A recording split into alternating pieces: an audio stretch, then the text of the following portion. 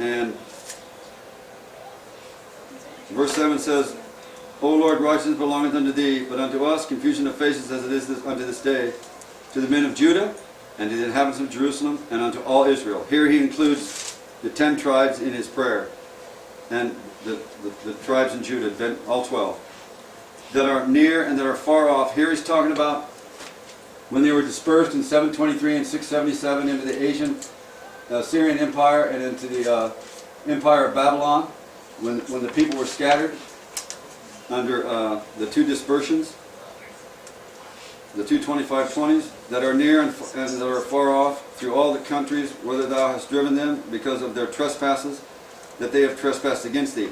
This is the concern of Daniel as he's been studying the book of Jeremiah in verse 2, to understand what it meant to come to the end. I'm sorry, it wasn't here, it was over here. To the end of the 70 years captivity. He was over here, right here. Daniel's right here when he's making this prayer. He's in to the first part of the last year of the 70 years captivity. And in verse 24, we see that his prayer is answered. Well, let's back up. Verse 21 says, Yes, while I was speaking in prayer, even the man Gabriel, whom I had seen in the vision at the beginning, being caused to fly swiftly, touched me about the time of the evening oblation.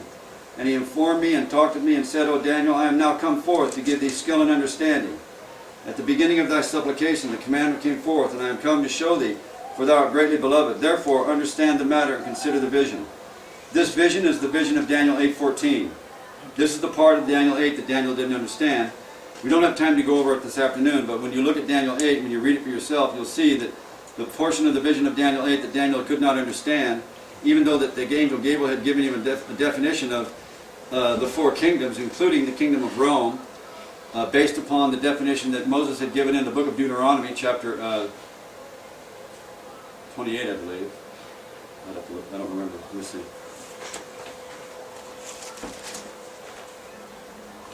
28. Yeah. Deuteronomy 28.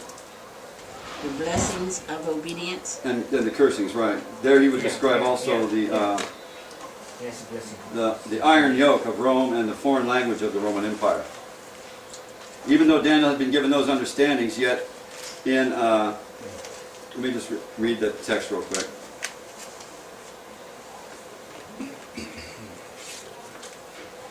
And I, Daniel, fainted and was sick, verse 27 of chapter 8. Certain days afterward I rose up and did the king's business, and I was astonished at the vision, but none understood it. And he's referring to the visions of the 2300 evenings and mornings of Daniel 8:14. So here now the angel tells him, I've come to give thee understanding and skill concerning the vision. At the beginning of thy supplication the commandments came forth, verse 23 of Daniel 9. And I am come to show thee, for thou art greatly beloved. Therefore understand the matter and consider the vision. Verse 24. 70 weeks are determined upon thy people. Those 70 weeks are depicted here on our time chart. 457 BC to 34 AD. Those are 70 weeks. That's the time of Daniel. That's the time of the 490-year prophecy of Daniel chapter 9. 70 weeks are determined upon thy people and upon the holy city, to finish the transgression and to make an end of sins, and to make a reconciliation for iniquity, and to bring in everlasting righteousness, and to seal up the vision and prophecy, and to anoint the most holy. Verse 25 says, Know therefore and understand that from the going forth of the commandment to restore and to build Jerusalem unto Messiah the Prince shall be 7 weeks and 62 weeks. Now from here is the commandment of Artaxerxes Longimanus.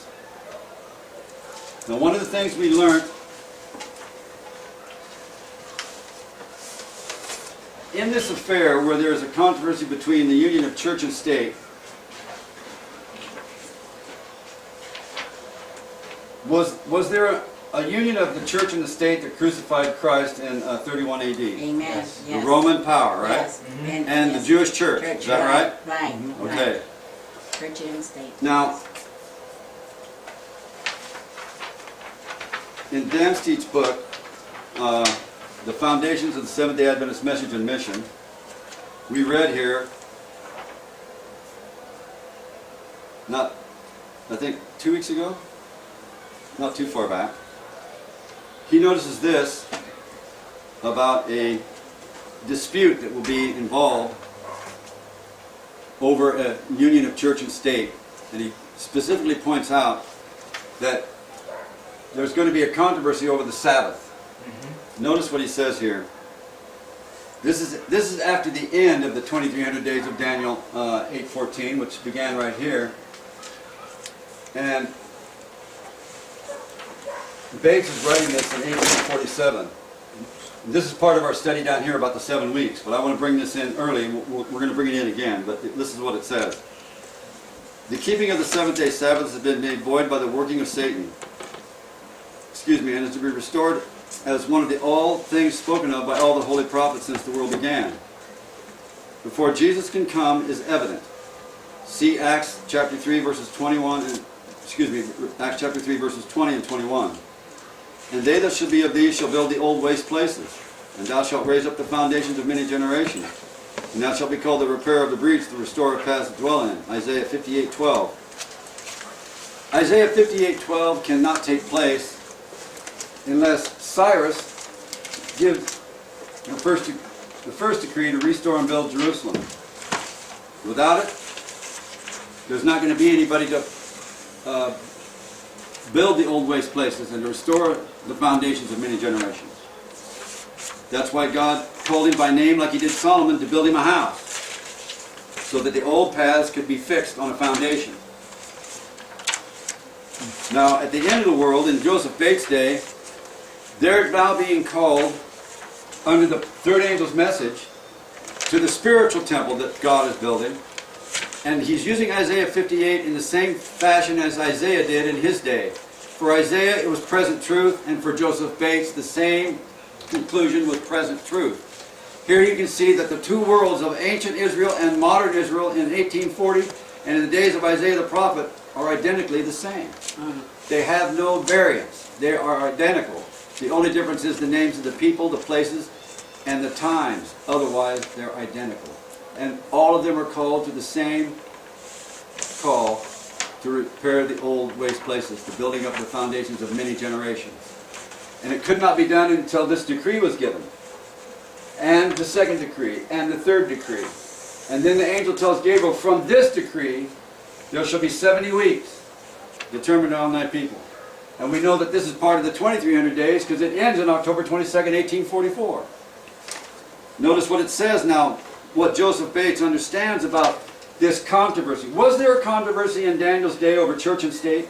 Yes. On the plain of Dura? Yes. This is the problem. This is the burr under the saddle in Christianity and in Old Testament religion that people don't understand. That is, we are dealing with an apostate form of apostate worship, a false religion based upon the true religion of the worship of God. And in it, men have erected their own form of worship. And they have replaced God's word and his truth with their own ways and their own workings. So, with this, Joseph Bates says, this is in 1847. This is from a book entitled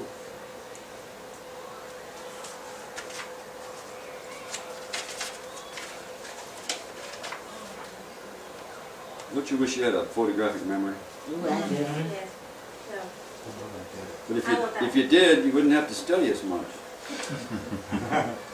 All right, let's see. The Seventh-day Sabbath, a Perpetual Sign by Joseph Bates. So at the end of, in 1798, when the papacy received its deadly wound, was there a church-state problem for 1260 years? Yes. Up to the time that the papacy received its deadly wound? Yep. Yes. And then under the demise of the papacy, we see the little book of Daniel opened up, and we see the Advent movement come to fruition under the Millerites, and then the Sabbatarian Adventists come online. And in 1847, just by somehow, some way, just out of a fluke of Bible study, Joseph Bates hits on this thing, and he tells us there's going to be a conflict at the end of the world. Now, he just